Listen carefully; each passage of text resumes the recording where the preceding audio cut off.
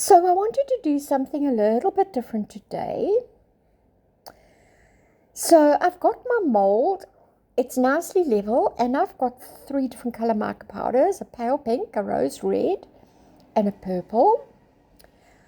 I've got some white pigment paste that I'm going to use as well, just a tiny bit. In hindsight, I wish I had used just a white mica powder. I think I would have got a better result. And I've also got a little bit of black, which I'm going to add into the purple, just to try and darken the purple a little bit. And I've got my 3 cups. So I'm going to put mica powder into each of the cups, between 1 and 2 little spoonfuls. And it's a small spoon, so it's not like a teaspoon size. And then I'm going to add about 30 grams of my resin into the cups. I'm going to stir well, and we will be good to go. So welcome everybody. My name is Janice, and thank you for joining. So what I wanted to try and do with this video is, everybody knows that I love my flower blooms and I'm always doing them. So with this, I wanted to it's perfect for beginners because there's actually very little stress to it. You normally, most times, get a lovely result. And this leads to other things that you can do with this kind of method. So you can get crackle effect, you can get dragon scale, but this is just very basic, showing you how and what happens with your mica powders, how they blend, how they mix, how they pull towards the center. So just enjoy it. Honestly, you can play around with your colors, and I kind of think of the blues and the greens, and putting some crushed glass in the center. You can really get some stunning results. So just enjoy the video. I was relatively happy with how it turned out, and there's just a few things that I want to show you that I also did wrong as I did this. So just enjoy the process, and you can see the result at the end. But it is a fun little project. So just play around with your colors, and you will get some great results. But what I'm going to show you now is the things that I did wrong. First of all, I didn't have enough resin. I should have had about 170 grams of resin poured.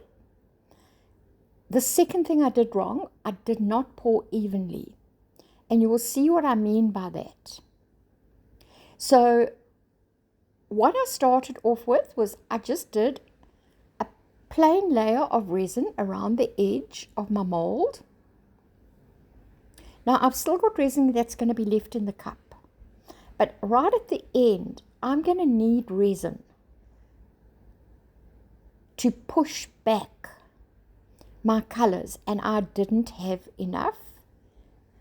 So now what I'm going to do is, I'm just going to pour my colors layer on layer.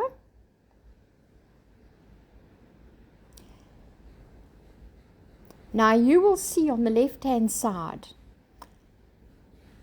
I have got more purple than I have around the rest of the edge.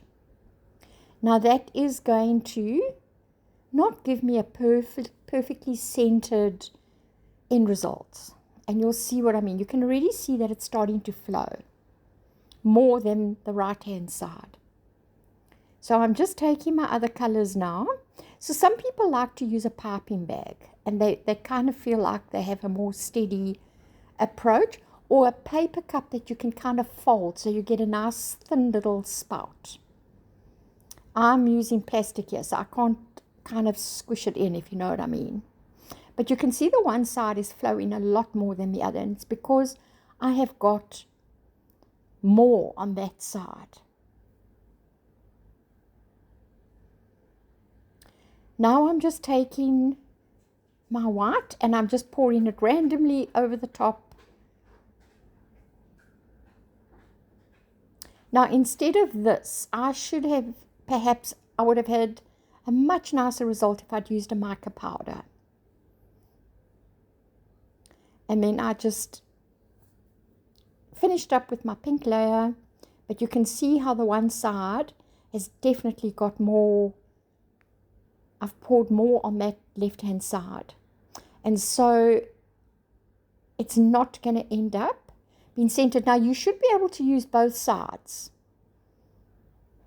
of your finished product. Now, this is where I didn't have enough.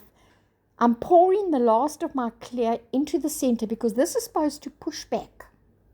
It's supposed to push back the colors, and then the colors infuse each other and pull towards the center. Now, I should have had more clear there to push back further, and I didn't. So what I've done is I had a little bit of white left over, and I finished my white, which I maybe also shouldn't have done because I think it also sort of made the colors lighter, but I did it anyway. And the end result wasn't so bad, but I think it would have been better if I hadn't done this last layer of the white. And then I put the camera on hyperlapse just so that you can see how it moves, and there's things happening underneath, and the resins are sort of interacting the colors, and it starts pulling towards the center.